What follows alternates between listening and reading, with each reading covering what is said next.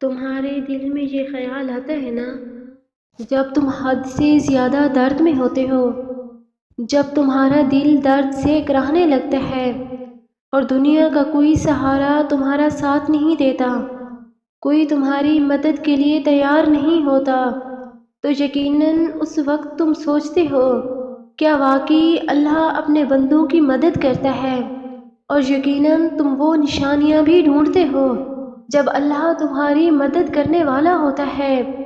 یاد رکھو، اللہ جب اپنے بندوں کی مدد کرنے والا ہوتا ہے تو یہ نشانیاں بھی ضرور ظاہر کرتا ہے۔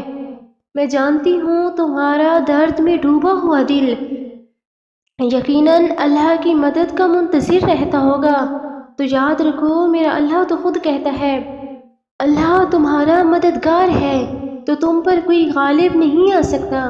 اگر وہ تجھے چھوڑ دے تو کون ہے جو تمہاری مدد کر سکے؟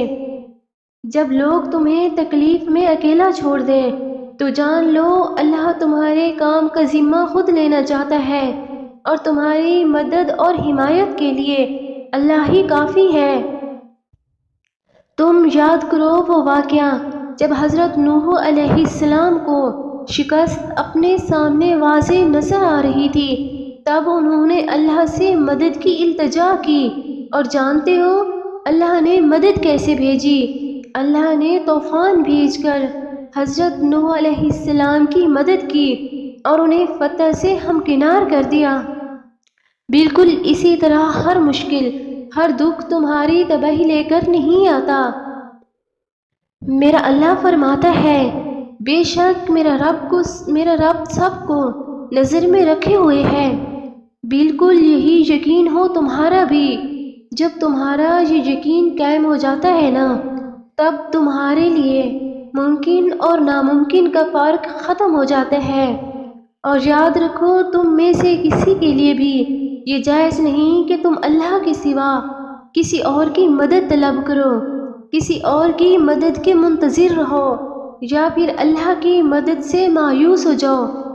تم یہ بات ذہن نشین کر لو کہ حضرت محمد صلی اللہ علیہ وسلم کو جب بھی کوئی مشکل آتی تو آپ فرماتے اے زندہ و جاوید، اے قائم و دائم، میں تیری ہی رحمت کے ذریعے مدد کا طلبگار ہوں۔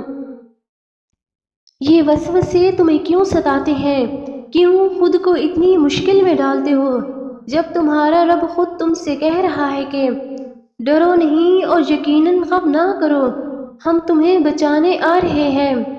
یقیناً جب تم اللہ کے سوا کسی اور سے امیدیں باندھتے ہو، کسی اور کی مدد کے منتظر رہتے ہو، میں جانتی ہوں یہ دنیا کے عارضی سہارے تمہیں مایوس کر دیتے ہیں۔ تم ایک کو چھوڑ کر دوسرا سہارا ڈھونڈتے ہو لیکن بار بار ٹھکرائے جاتے ہو۔ آخر میں جب تم اپنے دل کو ذرہ ذرہ کر کے اپنی ڈور کو ڈھیلا چھوڑ دیتے ہو، تب وہ رب تم پر رحمتوں کی برسات کر دیتا ہے۔ وہ تمہارا ذرہ ذرہ سمیٹ کر تمہاری سوچ سے بڑھ کر تمہیں عطا کر دیتا ہے۔ تم جانتے ہو جب تم اللہ کی غیبی طاقتوں پر اپنا یقین قائم کر لیتے ہو، جب تمہیں کوئی راستہ نظر نہیں آتا، جب تم اندھیروں میں ڈوب چکے ہوتے ہو، اس وقت تم اپنی آنکھیں بند کر لیتے ہو اور دل ہی دل میں سوچتے ہو کہ اب بھی جب دوبارہ آنکھیں کھلیں گی تو ہر طرف روشنی ہی روشنی ہوگی، ہر طرف نور ہی نور ہوگا۔ وہ مہربان رب تمہارے سارے اندھیروں کو روشنی میں بدل چکا ہوگا، اور اس وقت تمہیں آنکھیں بند کر کے بھی صاف دکھائی دینے لگتا ہے۔ تب تم جان لیتے ہو کہ یہ اللہ ہی تو ہے جو آنکھوں کے بغیر بھی تمہیں بصارت سے نواز دیتا ہے۔ ارے یہی تو نشانی ہے اس کی مدد کی، اس کی مدد کے قریب آنے کی، تمہاری دعاؤں کی قبولیت کی، تمہارا ناممکن کے سفر سے اللہ کے مشوروں تک پہنچنا، اللہ کی مصلحتوں کو جان لینا کہ جب یوسف اپنے بھائیوں کے سامنے آئے تو شاہ مصر تھے، اللہ نے تو حضرت یونس کو مچھلی کے پیٹ میں زندہ رکھا۔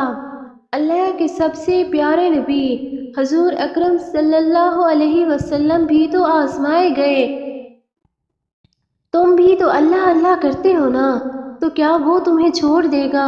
وہ تم سے کچھ لیے بغیر تمہیں چھوڑے گا؟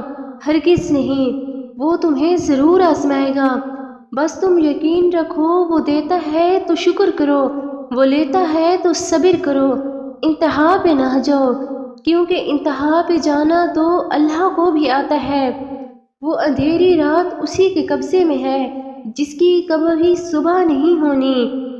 میری دعا ہے کہ اللہ آپ سب کی زندگی آسان کر کے، آپ کے دلوں کو سکون بخش کر، اپنی غیبی مدد کے تمام بند دروازے تمہارے اوپر کھول دے۔